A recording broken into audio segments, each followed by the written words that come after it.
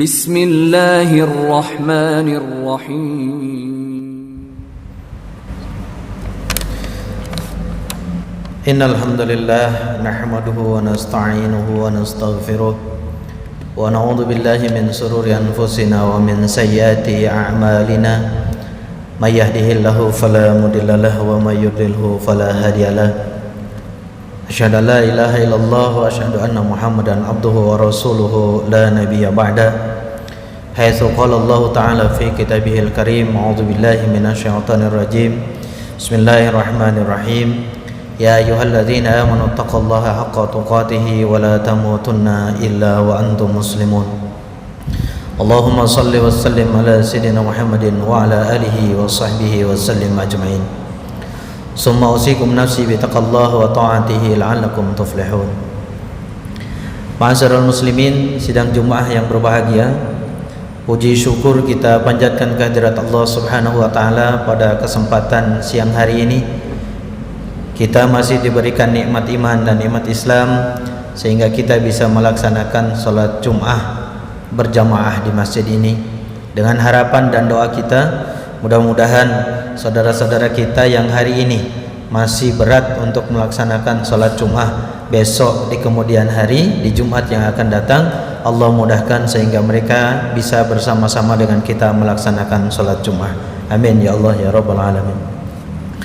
Salawat teriring salam semoga Allah limpahkan dan Allah curahkan pada junjungan kita Nabi besar Muhammad sallallahu alaihi wasallam, pada keluarga, para sahabat, para tabi'in, dan mudah-mudahan kita ini bagian dari yang mendapatkan syafaat di yaumul qiyamah.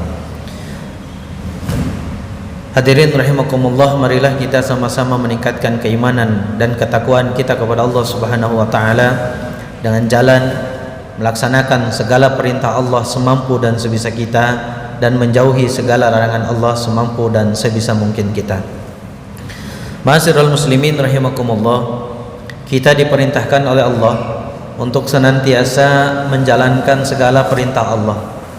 Juga kita diminta oleh Allah untuk selalu menjauhi segala larangan Allah. Namun ada kalanya justru kita bertentangan dengan perintah Allah dan sebaliknya kita melaksanakan larangan Allah Subhanahu wa taala. Yang menjadi pertanyaan kita adalah kenapa itu bisa terjadi? Ma'asyiral muslimin rahimakumullah, Ibnu Qayyim al-Jauziyah sudah menjelaskan kepada kita, ternyata ketika seseorang berani melabrak larangan Allah, ketika seseorang berani melanggar perintah Allah, ketika seseorang berani meninggalkan perintah Allah, ternyata ada alasannya. Ada alasan yang mampu mendorong orang untuk melakukan itu. Setidaknya ada dua menurut beliau. Yang pertama adalah adanya su'ud. Ma'asyiral muslimin rahimakumullah, yang menjadi menarik buat kita adalah mengapa muncul suudzon kepada Allah. Ternyata kalau kita baca dari berbagai literatur, kemunculan suudzon kepada Allah itu disebabkan karena al-ilm, karena ilmu. Bisa jadi adamul ilmi, bisa jadi karena tidak punya ilmu, adamu ma'rifatillah, tidak memiliki ilmu mengenal Allah, atau naksun, atau kurang ilmunya, punya ilmu tapi kurang ilmu mengenal Allah. Makanya di dalam konsep Islam, ilmu mengenal Allah ini menjadi ilmu yang wajib utama dibandingkan dengan ilmu-ilmu yang lain. Sebelum mempelajari ilmu yang lain, maka ilmu mengenal Allah itu sudah harus dipelajari. Ma'asyiral muslimin rahimakumullah, sehingga kemudian para ahlul ilmi, ahlul hikmah mengatakan bahwa semakin orang itu banyak ilmunya, banyak ilmu mengenal Allah, maka semakin banyak rasa takutnya kepada Allah. Makanya kemudian ada istilah, kalau kita mau mengukur kita ini kenal Allah atau tidak, maka ukurlah rasa takut kita kepada Allah. Jadi kalau kita punya rasa takut kepada Allah, berarti kita mengenal Allah. Cuma pertanyaannya sejauh mana kita kemudian takut kepada Allah. Oleh sebab itulah ma'asyiral muslimin rahimakumullah, kemudian Allah mencirikan bahwa orang yang mengenal Allah itu adalah memiliki rasa takut yang paling besar dibandingkan orang lain, yang kemudian Allah tegaskan di dalam surat Al-Fatir ayat 28. Innama yakhshallahu min ibadihil ulama. Sesungguhnya orang yang paling takut kepada Allah itu adalah ahlul ilmi, orang yang banyak ilmunya atau ulama. Makanya tidak salah kemudian kalau tadi dikatakan bahwa untuk mengukur kita punya rasa takut atau tidak kepada Allah, maka ukurlah kita ini kenal Allah atau tidak, atau sebaliknya, untuk mengukur kita ini kenal Allah atau tidak, maka ukurlah seberapa besar kita takut kepada Allah Subhanahu wa taala. Ma'asyiral muslimin rahimakumullah, mengapa kita ini kemudian tidak memiliki ilmu atau kurang? Karena sesungguhnya ma'asyiral muslimin rahimakumullah, kita kurang mempelajari apa yang Allah ciptakan. Coba kalau kita lihat misalnya di dalam surat Shad 7, Allah sudah jelaskan kepada kita, wa ma khalaqnas samaa'a wal arda wa ma bainahuma batilan. Sesungguhnya Allah itu tidak menciptakan langit dan bumi, tidak menciptakan apa yang ada di antara langit dan bumi batil, secara sia-sia. Tentu ada hikmahnya, termasuk munculnya corona hari ini.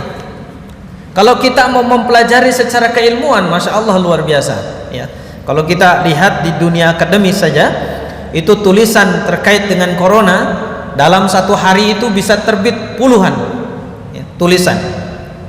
Ini bagian dari yang tidak sia-sia Allah ciptakan.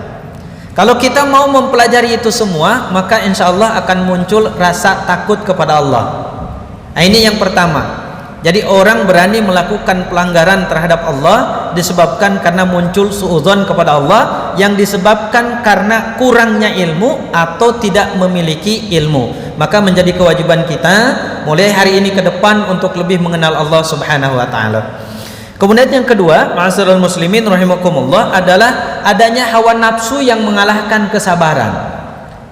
Seseorang mampu melaksanakan larangan Allah dan meninggalkan perintah Allah disebabkan karena hawa nafsunya lebih mendominasi dalam dirinya. Padahal ma'asyiral muslimin rahimakumullah, kita tahu bahwa manusia yang paling sesat, manusia yang paling celaka adalah manusia yang menjadikan hawa nafsunya lebih utama dibandingkan dengan yang lain. Wa man adalla mimman ittaba'a hawahu. Tidak ada orang yang paling sesat kecuali orang yang mengikuti hawa nafsunya. Dan kita juga paham betul bahwa hawa nafsu itu lebih banyak kecenderungannya mengajarkan kepada keburukan. Anna nafsa la'ammaratun bisu. Ma'asyiral muslimin rahimakumullah, terkait dengan nafsu, memang dalam konsep kajian tasawuf tidak serta-merta nafsu ini harus dibuang. Kenapa? Karena ternyata kita juga membutuhkan nafsu. Makanya kemudian Ibnu Miskawai di dalam kitabnya Tahdhibul Akhlaq mengatakan, agar nafsu ini tidak menjadi nafsu yang liar, karena Allah katakan tadi di dalam surat Al-Qasas ayat 50, wa man adalla mimman ittaba'a hawahu bighairi hajjin minallah. Jadi ternyata ada nafsu yang mendapatkan hajjun dari Allah, ada nafsu yang mendapatkan petunjuk dari Allah. Nah, bagaimana kemudian supaya nafsu ini mendapatkan petunjuk? Ibnu Miskawai sudah menjelaskan kepada kita di dalam kitabnya bahwa nafsu itu harus dikendalikan, harus dikelola dengan syariat agama. Apa artinya? Bahwa nafsu di dalam diri kita ini tidak boleh menjadi liar. Supaya tidak liar, maka kontrolnya adalah syariat agama. Maka ketika nafsu itu menjadi terkontrol dengan syariat agama, maka insya Allah nafsu ini menjadi nafsu yang mendapatkan hidayah. Oleh sebab itu, ma'asyiral muslimin rahimakumullah, Imam Al-Ghazali pernah memperingatkan kepada kita. Kata Imam Al-Ghazali, as-sa'adah kulluha, sesungguhnya kebahagiaan itu, kata Imam Al-Ghazali, adalah orang yang mampu mengelola nafsunya sesuai dengan syariat agama. Dan sebaliknya, kata Imam Al-Ghazali, as-saqawa, kehinaan, kenistaan adalah ketika seseorang tidak mampu mengendalikan hawa nafsunya. Ma'asyiral muslimin rahimakumullah, kalau kita lihat kehidupan kita hari ini, ternyata subhanallah, terkadang nafsu ini lebih di depan dibandingkan dengan kesabaran.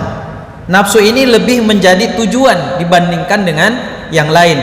Ketika nafsu sudah menjadi utama di dalam diri kita, ditambah dengan lemahnya pemahaman terhadap Allah Subhanahu wa taala, maka akan menjadikan manusia ini berani melanggar segala perintah Allah dan berani meninggalkan segala perintah Allah dan berani melaksanakan segala larangan Allah Subhanahu wa taala. Mudah-mudahan ma'asyiral muslimin rahimakumullah, Allah jauhkan kita dari dua hal ini. Allah jauhkan kita dari hawa nafsu yang liar sehingga kita memiliki hawa nafsu yang terkendalikan dengan syariat agama, dan kita mudah-mudahan dari bagian manusia yang memahami Allah Subhanahu wa taala sehingga muncul al-khauf dari diri kita, sehingga kita sudi tidak mau untuk melaksanakan perbuatan yang dilarang oleh Allah Subhanahu wa taala, tapi kita berjuang dan berusaha semampu kita untuk melaksanakan perintah Allah Subhanahu wa taala. Aqulu qouli hadza fastaghfiru innahu huwal ghafurur rahim.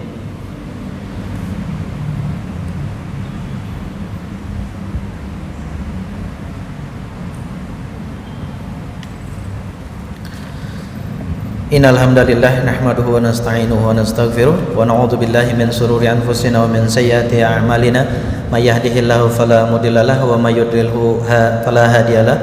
Asyhadu an la ilaha illallah wa asyhadu anna Muhammadan abduhu wa rasuluhu la nabiyya ba'dah. Allahumma shalli wa sallim ala sayyidina Muhammadin wa ala alihi wa sahbihi wa karim. A'udzu billahi minasyaitonir rajim. Bismillahirrahmanirrahim.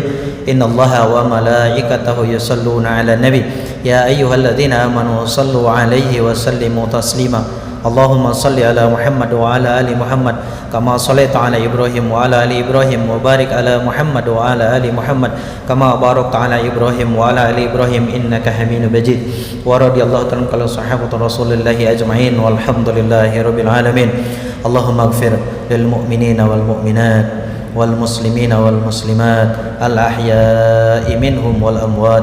Allahumma arinal haqqa haqqan warzuqna ittiba'ah wa arinal batila batila warzuqna ijtinabah. Allahumma inna na'udzubika minal baras wal junudi wal juzami wa sa'il asqam bi rahmatika ya arhamar rahimin. Rabbana atina fid dunya hasanah wa fil akhirati hasanah wa qina adzabannar. Ibadallah, innallaha ya'murukum bil 'adli wal ihsan wa ita'i dzil qurba wa yanha 'anil fahsya'i wal munkari wal baghi ya'idukum la'allakum tadhakkarun. Fadhkurullaha al-'azim yadhkurukum was'aluhu min fadlihi yu'tikum wa la dzikrullahi akbar. Qimish shalah.